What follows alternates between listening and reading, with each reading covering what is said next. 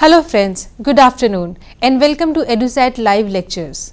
Dear friends, today we are going to talk about socio-religious reform movements in India.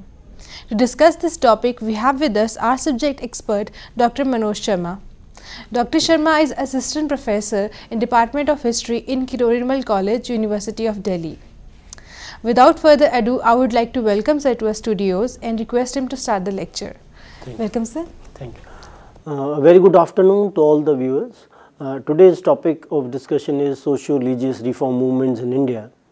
Socio-religious reform movements largely began during the colonial period in 19th century, and these movements have a lot of significance in the context that there have been a number of debates with regard to why these kinds of movements they began and the kind of changes they brought to the society. And when we talk about the socio-religious reform movements, we will have to talk about the kind of background which led to the initiation of such movements. When you talk about the 19th century, before that, when the British they came to India in the 18th century, and 18th century is referred to as some sort of a dark age in which Britishers they claimed that Indians they followed some sort of a despotism which they referred to as Oriental despotism, and how these rulers, those who were the Oriental rulers, they tried to exploit the kind of subject population which was under their rule. From that framework, British they always lay some kind of a cultural superiority in which they said they were comparatively more superior, they were more civilized when they compared themselves to the colored natives, and they said that these natives they were considered to be barbaric in nature and they needed to be civilized in some way, and for this they devised certain measures with regard to that, and to fulfill their own objectives which were largely related to the economic matters, they tried to suppress the population not only in the context of the economic terms, but at the same time they also realized that if they will make the population feel that British was superior, then only they will be able to control them in a much better situation. For this, if we try to see the kind of education policy which was followed by the British, the Macaulay education policy, in which he wanted that Indians they should become brown sahibs, they should in a way try to ape the Britishers in terms of taste, opinions and the morals and the intellect. Though the Indians they will remain Indians in blood and color, but all these kind of things in terms of their taste and opinions, morals and intellect, they will change. So from that perspective, when Britishers they were also in the context of the kind of currents which were being prevalent in the Britain, the kind of philosophies which were there, Evangelicals and the Utilitarians, all such sorts of groups or with their kind of ideological trends, they also influence the kind of administrators, those who were in India. So beginning from these kind of issues, when we see the socio-religious reform movements, they were interconnected in the context that society was also largely governed by the kind of religious beliefs which were being prevalent in the society.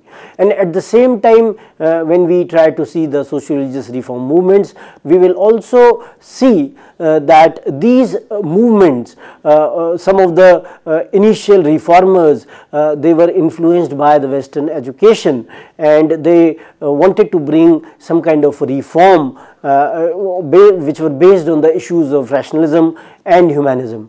When we see the 18th century is considered as some sort of a dark age, and the historians they have some sort of a divergent viewpoints regarding this. And what we also see is that the recent research tries to study the different regions and the sectors of the economy, and they argue that picture was a mixed one, and there was some kind of a prosperity in some areas while there was a decline in some other areas. So the historians' view with regard to the 18th century is a mixed view, because the historians, those who consider it as a dark age like Irfan Habib, they say that the kind of changes which came in the 18th century, they were on the downslide. And on the other hand, some of the other historians, they argue that if we see that in certain areas there was some kind of a decline, other areas they show some kind of a promise and they rose to prominence. So this kind of a mixed picture in which the revisionist historians like Tapan Rai, Chaudhary, Christopher Bailey, they have argued in this context that we have to see 18th century not only in the context of a dark age, but in this framework where you will find that if there was a prosperity in one area, then there were at the same time there was some kind of a decline in others. Within that framework, when Britishers they tried to rule India, they were also talking about the idea of Oriental despotism. Despotism, if we try to define it, means that if one has some kind of a control over another, as a master has some kind of a control over a slave. So similarly, despotism tries to convey that kind of a feeling. And in 18th century, what we see is that the way Indians, especially the Mughal rule which was there in India, they were trying to control India. In that context, Indians, they were being oppressed by some sort of a despotic ruler, and Britishers, they claimed that all such kind of things, they were not there in the colonial rule. So Indians, they had to come out of that despotism or that despotic rule, and Oriental despotism was referred to as some sort of a bane to the Indian population. And within the same framework, when they talked about their own despotism which was prevalent in Europe, they called their despotism as some sort of an enlightened despotism to differentiate, as if the kind of enlightenment which had come to Europe, so that despotism was different to the kind of despotism which was being prevalent in India. So these kind of arguments, they were being made to control the natives. And what we also see is that a number of methods they were being employed to control Indians, and when British, they said they were superior to Indians in some way and they had to civilize the natives, and Rudyard Kipling talked about the white man's burden, that the whites, they had this kind of a burden to civilize the blacks or the colored people. In this context, they also followed the policy of the racialism, in which Indians, they were denied higher posts in administration and army, and at the same time they were referred to as uncivilized, and Britishers, they called themselves as civilized. They also secured revenue and control over other areas, so that the British were able to gain some kind of control over the finances, and at the same time they also followed the policy of divide and rule. When we say that they were trying to control the finances, this could be seen in the framework of when they could secure the Diwani of Bengal, Bihar and Orissa in 1765, and thereafter how they tried to bring about changes in the revenue administration with the permanent settlement, Rayatwari settlement and the Mahalwari settlement. And the aim of all these settlements was to exploit the Indian agriculturalists, and how the Indian farmers they had to suffer during the colonial period when these kind of revenue settlements they were being brought. And at the same time, this was also evidenced by the fact that you find a lot of famines during this particular period, and British, their main motive was to maximize their profits, and with this intention they were not trying to exploit the Indians not only in the sphere of agriculture but in other spheres as well, like industry and trade. They also followed the policy of divide and rule in the later part when they tried to divide Hindus and Muslims on the issue of religion. They also tried to divide people on the basis of caste as well, and as Britishers, they knew very well that Hindus and Muslims will be a serious threat to them, and especially after the revolt of 1857 in which they both fought together. British devised this kind of a policy where they initially supported the Hindus and in the later part they supported the Muslims. So this kind of communal tendency was also in a way favored by the British. If we see the kind of ideological background to the socio-religious reform movements, we will see some of the intellectual and the ideological currents in Britain, they also influenced the kind of policy matters which were being devised in India.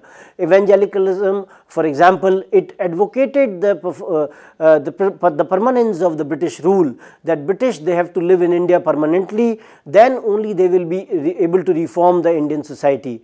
And for this, missionaries, they were being sent from Britain to India. and they were being located at Sri Rampur near Calcutta. In Britain, chief exponent was Charles Grant, and he argued in 1792 that religious ideas, they perpetuated the ignorance of Indian people, and they suggested that they could be solved by dissemination of the Christian light, and in this lay the noble mission of British rule in India. So, these kind of ideas which were associated with evangelicalism, and they were suggesting that the Christian light or the ideas of Christianity will be able to the kind of darkness which was there in India, that will be removed by the light of Christianity. And for this they also sent the kind of missionaries, those who were associated with conversion, those who were associated with the proselytization of the religious activities, and these people, they involved in number of conversion drives during the colonial period, and some sections of the society, they were also being converted to the Christian beliefs, and they felt that if these people, they will be converted to their own beliefs, then it would be very easier to control them in some way, because they will develop that kind of adaptation to their rule, because they will have those kind of ideas which were also being prevalent in Britain as well. What we also see is that another popular person, William Wilberforce, he supported these kind of ideas in the British Parliament, and the Charter Act of 1813, it allowed the Christian missionaries to enter India without any kind of restrictions. The free trade merchants, they also advocated these kind of ideas which were related to improvement and change, and they felt that India would be a good market for British products and a supplier of raw materials if company became a ruler instead of a trader. So, these kind of ideas which were there during the colonial period, these kind of concerns, they were also shared by the free traders as well, because free traders, they felt that if these kind of ideas of Christianity, they will be propagated in India, then they will also become some sort of receptive to the kind of products which will be sent from Britain to India. And when these kind of products will be receptive to the Indians, then their market share in India will also improve. So, all these kind of notions which were related to the religion as well, but also supported by the people, those who were associated with trade. So, what we see is that fundamentally when we try to see, then there were no differences between the evangelicals and the free trade lobby. The merchant position was also same with regard to the assimilation and the Anglicization of the Indians.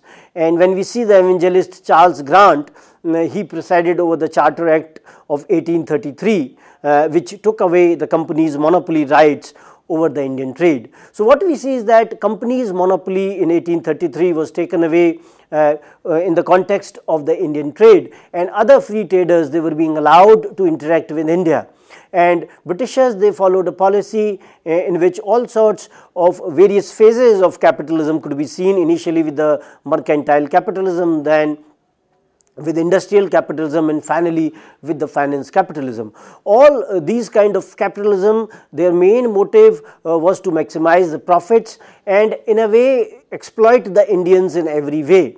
So, whenever they could find that situation was conducive to implement their measures with regard to trade, with regard to industry, they took those kind of benefits so that their economic interests, they could be safeguarded. Another intellectual and trend and the ideological trend which we see in Britain during that particular period were the Utilitarians. And the Utilitarians, these kind of ideas, they were propagated by Jeremy Bentham, who believed that the ideal of human civilization was to achieve the greatest happiness of the greatest number. And he argued that good laws, efficient and enlightened administration were the most effective agents of change, and the idea of rule of law was a necessary precondition for improvement. So, the utilitarian belief was in the framework that you have to apply laws, and when you will apply laws, people will follow them, and when people will follow them, then only some kind of a change or improvement could come in the society. So, from that perspective, a number of rules and laws, they were being framed in the context of the socio-religious reform movements as well. And some of the ills of the society during this particular period, which were associated with sati, which were also associated that there was no widow remarriage, then child marriage was prevalent. So, some of the laws, they were being framed at different times, so that these kind of evils, they could be taken up and society could be reformed from this particular perspective. In the context of education, when we see that the liberals and the utilitarians, both these kind of views which were prevalent during this particular period, Lord Macaulay, whose Education Minute of 1835, it wanted to introduce the English education, and utilitarian like James Mill, he favored the vernacular education as more suited to Indian needs. So, there was some kind of a debate between the Orientalists and the Anglicists in terms of providing education to the Indians and the way this kind of education should be provided. And Lord Macaulay's objective was to convert Indians into brown sahibs, that the kind of taste and the opinions and the morals and the intellect of a European should be imbibed in an Indian, so that they are able to relate to the colonial rule. So, these kind of ideological and the intellectual trends which were being prevalent in Britain, they were also able to influence the Indian administrators, and these administrators, they tried to make certain laws so that the society could be reformed. When we talk about the socio-religious reform movements, we talk about these aspects in the same vein. So, why do we talk about these kind of movements in a combined manner? Because there are certain interconnections between the religious beliefs and the social practices, and it was also suggested that the religious reformation was a necessary prerequisite for social change. When we see that how socio-religious reform movements, they try to address the problems which were being prevalent in the Indian society, we see that two issues were quite important: the caste system as well as the emancipation of women.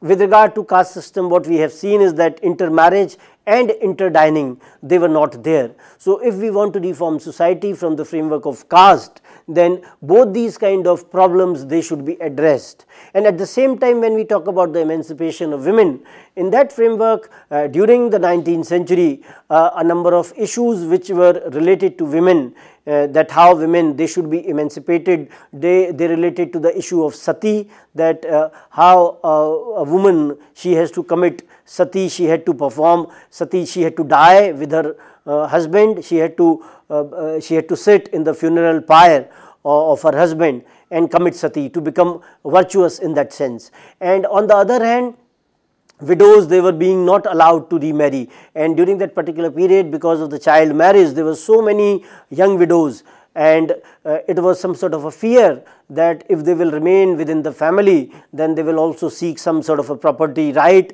and they will have some kind of a problem with regard to the inheritance of the male members of the society. So, in that framework, they were not even allowed to stay in their own homes, they were being evicted, and many of them, they found shelters at different places. Some of the places in India like Vrindavan and Banaras, they are even now places where you will find a lot of ashrams or shelters for widows. So, this was a prominent problem during that particular period, considering the fact that the life expectancy was quite low during that particular period. Men died quite young, and when they died young, then the married women or the young widows, they had to suffer all through their lives. And at the same time, how they were being exploited by their male relatives was another issue. Women's education was another handicap, where women, they were not being allowed to be educated, and when they were not being allowed to be educated, some of the women, they tried to read and write in a very silent manner. Rasundari Devi was a woman in 19th century Bengal who wrote her autobiography in Bengali with the title of Amar Jeevan, and she was able to educate herself, and she wrote this autobiography in Bengali, and she was when she wrote it, she felt that this was a thing which should not be done, because there were certain beliefs which were prevalent in the society, that the women, if women, they will read and write, if they will become educated, then their husbands will die, or the women, those who will become educated, they will be immoral. So, all such kind of notions with regard to the education of women, so that they could be stopped in terms of educating themselves, they were being spread.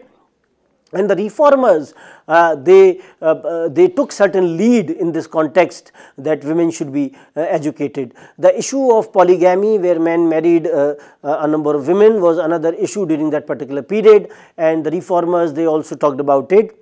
Widow remarriage was another in that context. Female infanticide, where young girls, they were being put to death by their own relatives, was another issue, because in certain parts of India during that particular period, dowry was an important issue, and the parents, they felt they will not be able to fulfill the demands of dowry. And from that framework, young girl child, they were being killed during this particular period. Mismatched marriages was another issue, where older males, they married younger girls during that particular period, and this was also reflected in a film called Duniya Na Mane, which was made by V. Shantaram in 1937, which dealt with this kind of an issue. And the idea of national consciousness was also related to the issue of social and the religious reform, because the cultural ideological struggle which was represented by the socio-religious reform movements was an integral part of the revolving national consciousness. And why it was important was of the fact, because the movement brought initial intellectual and cultural break, which made a new vision of future possible. Secondly, it was part of resistance against colonial, cultural and ideological hegemony. So culture was made some sort of a site for contestation, as we can see, and it was being suggested that the European culture was comparatively more superior in nature. So the Indian reformers, they had to reform their own religion, and at the same time they had to present this kind of idea as well, that their religion was not inferior in any way. They might have some kind of shortcomings, they have some kind of weaknesses which might have crept in over a period of time.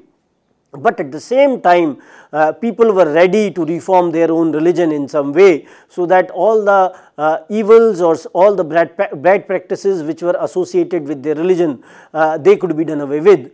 So these kind of issues were also related with the national consciousness, because India was under the colonial rule during that particular period, and Indian pride, it had to be raised in some way. And when reformers, they talked about removing all these kind of problems which had crept in their own religion, then only they will be able to compete with the British. Some of the administrators, those who were associated with the reforms, one of them was Lord Bentinck, who made laws regarding the removal of certain problems like sati. He also had faith in the utilitarian philosophy, where he abolished sati and child infanticide through legislation.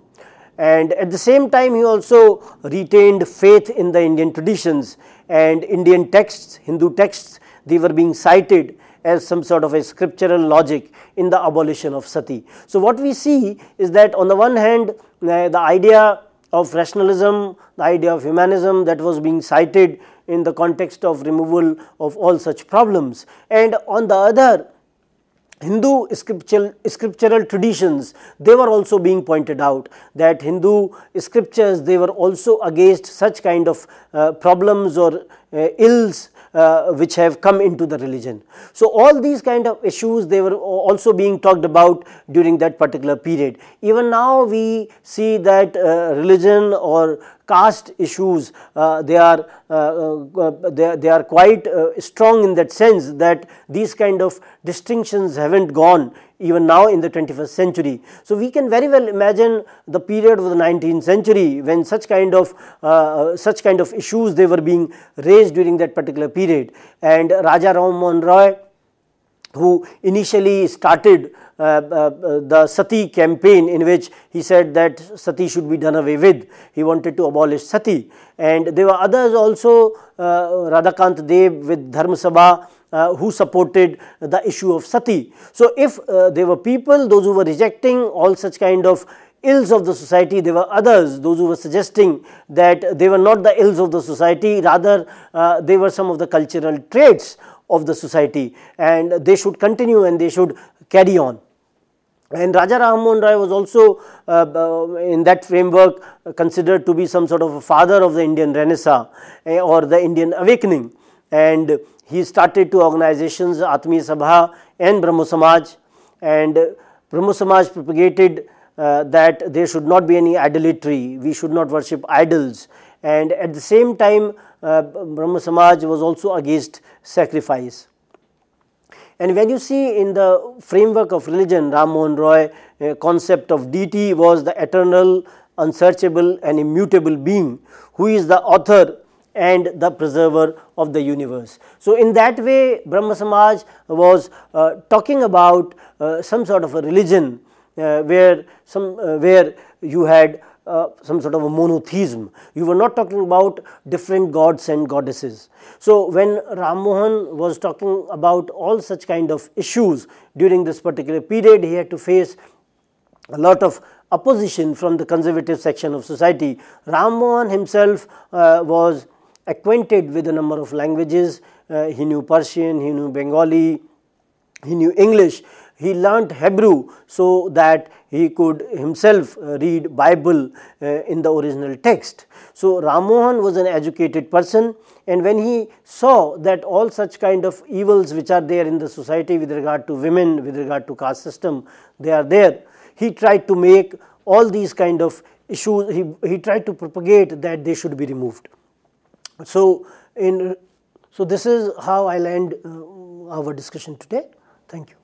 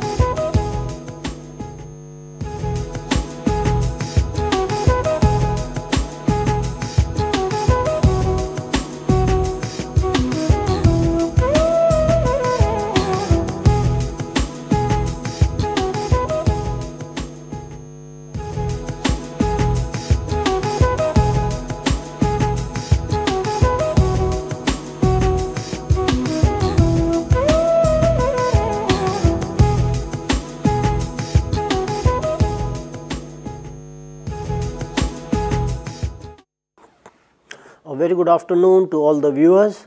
Today we will talk about the socio-religious reform movements in India, and we will talk about the kind of nature of the socio-religious reform movements in India. Kenneth Jones has tried to explain the socio-religious reform movements in the framework of the transitional and the acculturative movements. There were two types of movements in the socio-religious reform movements, the kind of nature which has been talked about. One is the transitional, where the kind of origins of the movements were in the pre-colonial world, and they arose from the indigenous forms of socio-religious descent with little or no influence from colonial milieu. And at the same time, the absence of anglicized individuals among its leaders and a lack of concern with adjusting its concept and program to the colonial world. So what we have seen in the transitional movements, what we have seen is that the movements, they had their origins in the pre-colonial world, and at the same time the people, those who were associated with these kind of movements, they were not anglicized individuals, they had their own roots within India. So their ideas and concepts, they did not relate to the colonial rule. So this was one thing. The another was the acculturative movement, and the acculturative movement, they had their origins in the colonial world, where the people, those who were associated with these kind of movements, they were influenced by the Western ideas, they were being influenced by the Western methods, and when they were influenced with the Western methods, then what they did was that they brought certain kind of changes in terms of their own structure.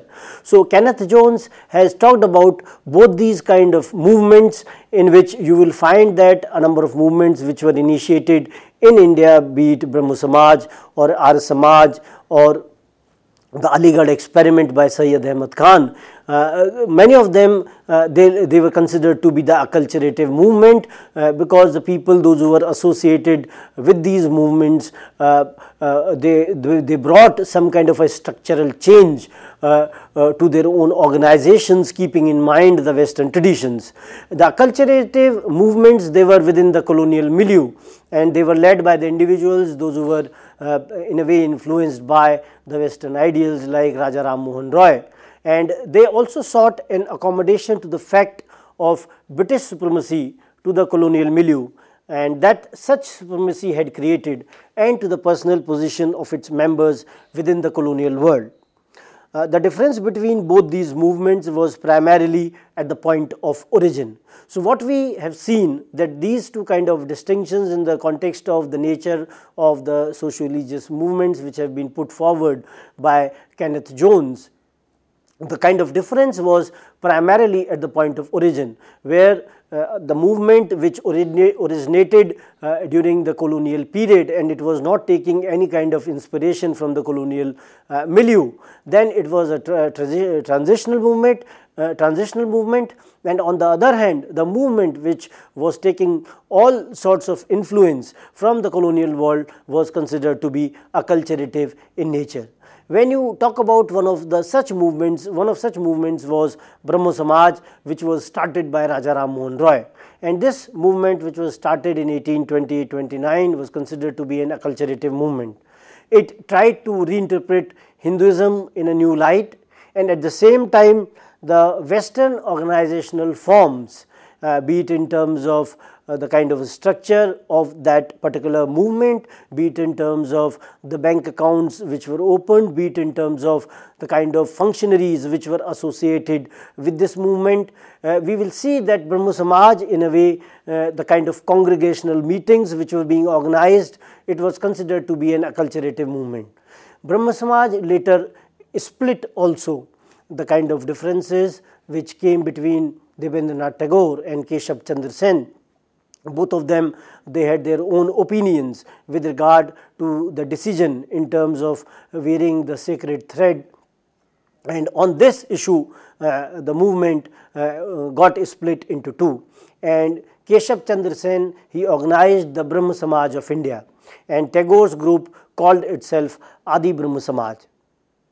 Later what we see is that Keshav Chandra Sen, he announced the marriage of his daughter to Maharaja of Cooch Behar, which violated the Brahmo Marriage Act in 1872, and because of her age and the proposed use of the idolatrous rituals, and this led to the finding of the Sadharan Brahmo Samaj. So what we see is that again the Samaj, it got split into two, and Sadharan Brahmo Samaj and the Brahmo Samaj of India, they remained. So all such kind of divisions which came in the Samaj, they were because of certain at a later time personal reasons as well.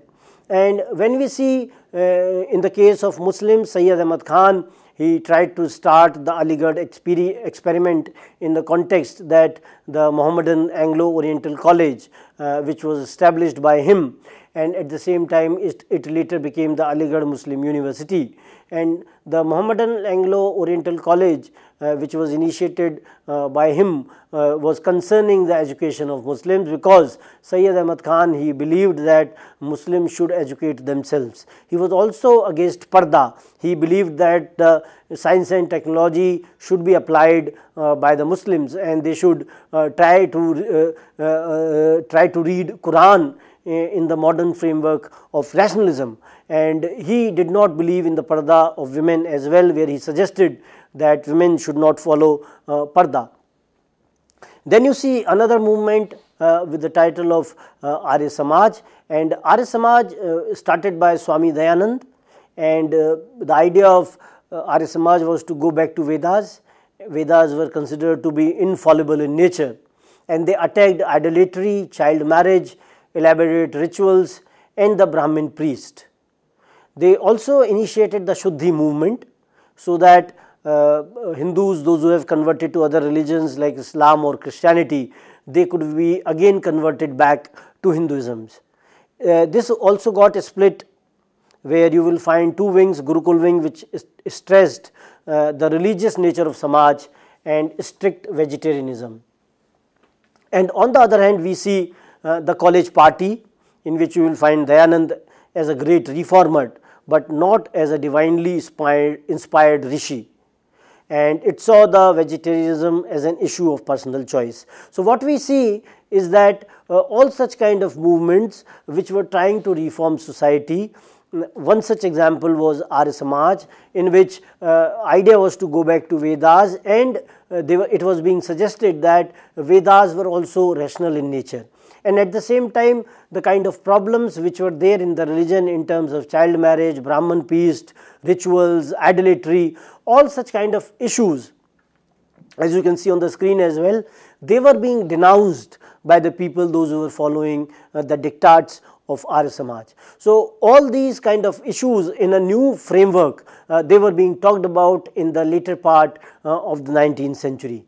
And when you talk about the transitional movements, we can also talk about the movements which were considered to be transitional in nature. One was Tariq-e-Muhammadiyya, which was established by Sayyid Ahmad Barelvi and Abdul Aziz. And this movement also talked about the removal of erroneous innovations, all elements of polytheism and idolatry. It wanted to establish the supremacy of Islam through war, and thus to elevate the entire Muslim community. They also talked about jihad against the colonial rule. There was another movement which was a Hindu movement with the name of Swami Narayan Sampradaya, with its Brahmin leadership, limited criticism of Hinduism, and emphasis on a reinforced moral code, belongs in part to past patterns of bhakti as well as traditions of social protest. So what we see is that both these movements, they have been considered as the transitional movements. And when we see that these kind of movements which are considered to be transitional in nature, they were not influenced by the milieu of the colonial rule. The socio-religious reform movements, they have also been seen from the framework of the impact response schema. When you talk about the impact response schema, it is being suggested that the socio-religious reform movements, they emerged because the kind of changes which were being brought by the colonial rule. So the socio-religious reform movements, they were in a way the result of the impact of these kind of changes. So the reform movements, they emerged as some sort of a response. So this scheme talks that the socio-religious reform movements which came as a result of the kind of policy which was followed by the British was a response to those kind of measures. So there were some kind of people, those who suggested and they accepted that this was the actual situation, but there were others, the people those who criticized that the socio-religious reform movements would not would have even emerged even if the colonial rule was not there. So it was the kind of efforts by the own individuals, those who were associated with their own religion, that they wanted to reform their society. And the people, those who believe in this scheme, they assume two things. One is that the rational utilitarian critique of the indigenous society and the religion was not possible or absent in pre-modern India. Secondly, they also assume that historical experiences of Europe could be replicated in India.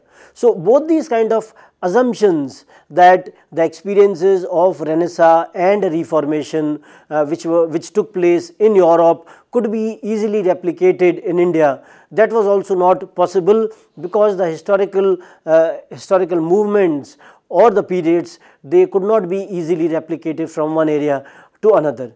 There were others in terms of historians, for example, J.N. Farquhar. He said that the very category of reform was born in the intellectual stimulus which was being provided by the West. R.C. Majumdar, on the other hand, he says that only 40 years of English education had brought about greater changes in fellow Bengalis than had been possible in previous 1000 years. The critics, they fell back on alternative sources of inspiration. D.S. Sarma, he sees that 19th century Renaissance as nothing unique, but only one in a series of successive developments in Indian history.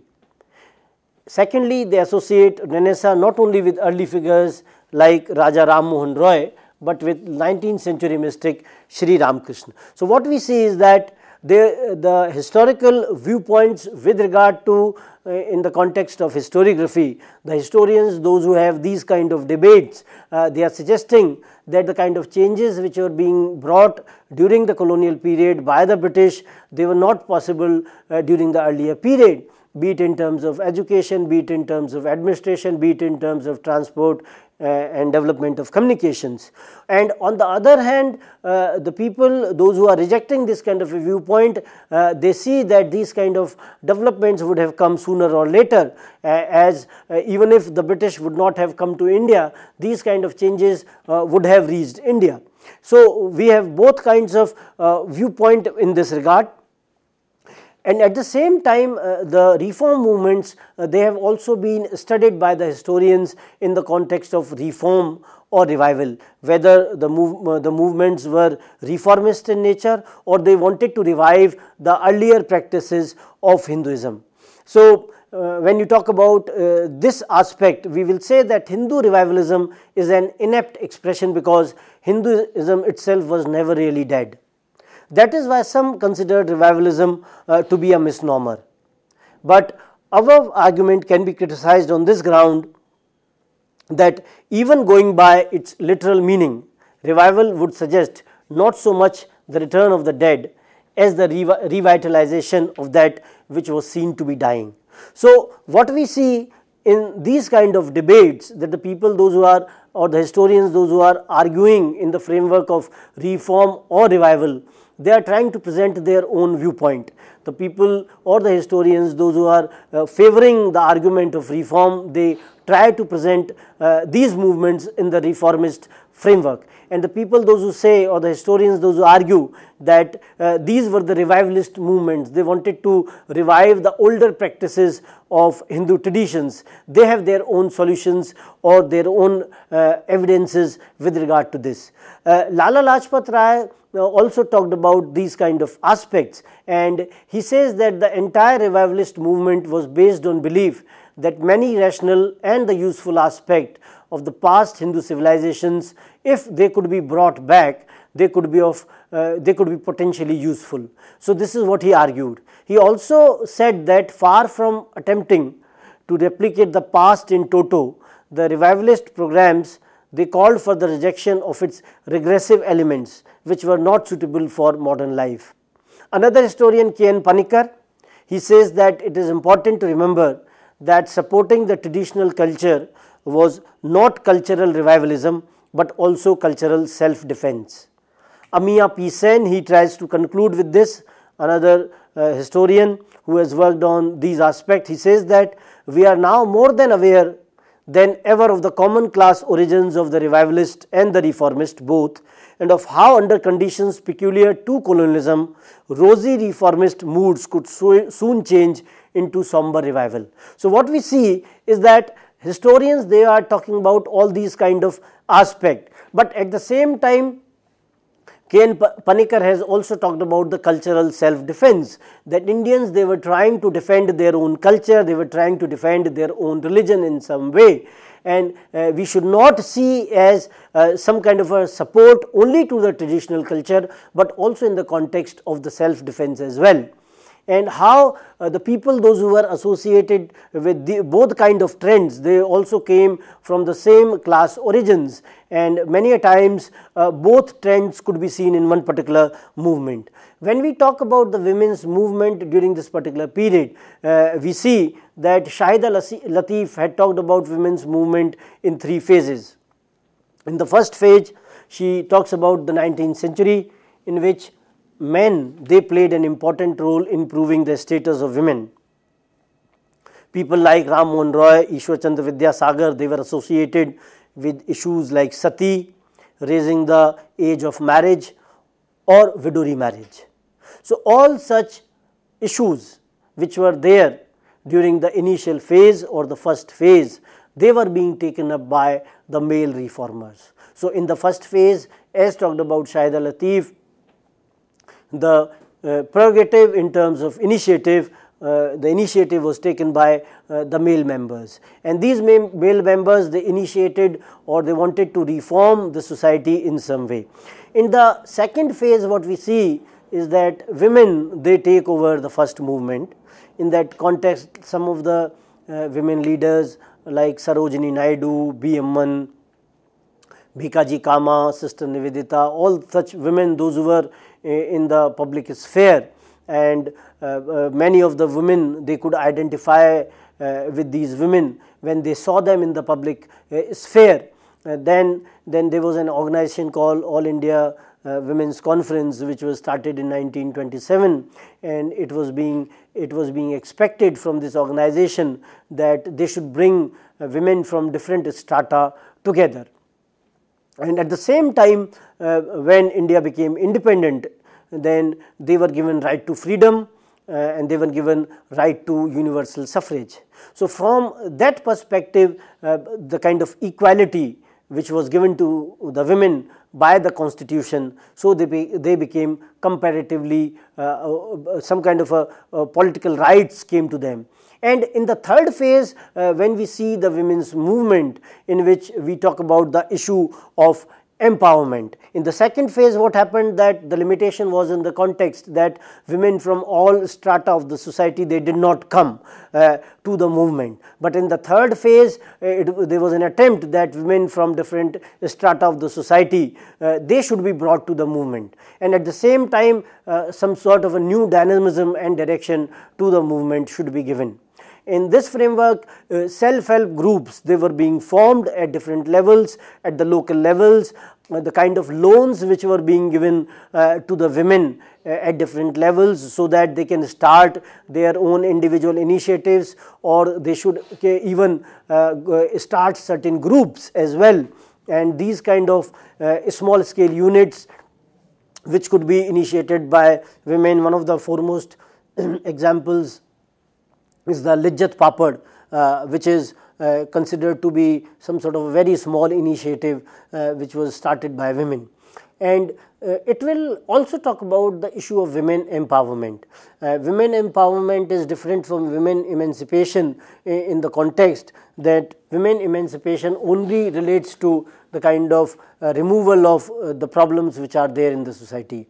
But women empowerment will also talk about empowering women in the economic sphere, in the context of that equal job opportunities are available to women, and in that availability, women are given those kind of jobs where they feel self-sufficient from the economic perspectives. At the same time, what we see is that there were a number of debates with regard to gender issues in the context of the image and reality. In the Indian context, we see that the image of women, where they are considered to be Annapurna, where they are being worshipped in various forms as deity, not only in the context of the fertility cult, but all sort of female deities, how they are being worshipped. And on the other hand, when we see women, how they are being treated at home in the context of the domestic violence at home, in the context of gender disability which they have to undergo. So these kind of debates were talking about the issues of the image and reality. And at the same time, these kind of reforms, they were talking about the ideas of rationalism and humanism. Sumit Sarkar, he argues that during this particular period, only limited kind of reforms in the context of controlled emancipation of women that was being done during this particular period. When we also try to focus on other historians, K.N. Panikkar, he says that the socio-cultural regeneration was only occasioned by colonial presence, but not created by it. This view makes some sort of a neglect of the colonial influence in generating a scientific temperament. And Sumit Sarkar, he said that Hindu traditions had always combined a considerable degree of abstract freedom with insistence upon social conformity, and Ram Mohun Roy, he maintained this kind of dichotomy. So what we see is that even the initial reformers, they had this kind of views in their own kind of mindset, that they did not have to go beyond a certain limit. They had also to conform to the kind of societal norms which were there. And Sumit Sarkar, he rightly says that Raja Ram Mohun Roy, he also follows this kind of dichotomy when he was talking about such issues.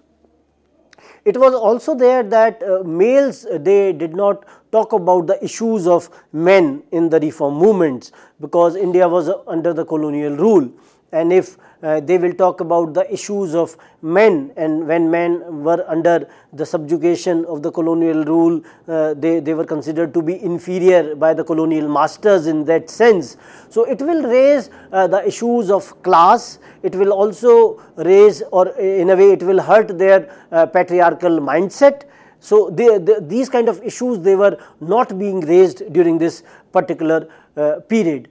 On the question of women, this kind of an issue became very, very important, because Partha Chatterjee, he says that women's issues, they were being resolved in the 19th century, in the late 19th century and the earlier part of the 20th century, when the national movement, it came to the fore.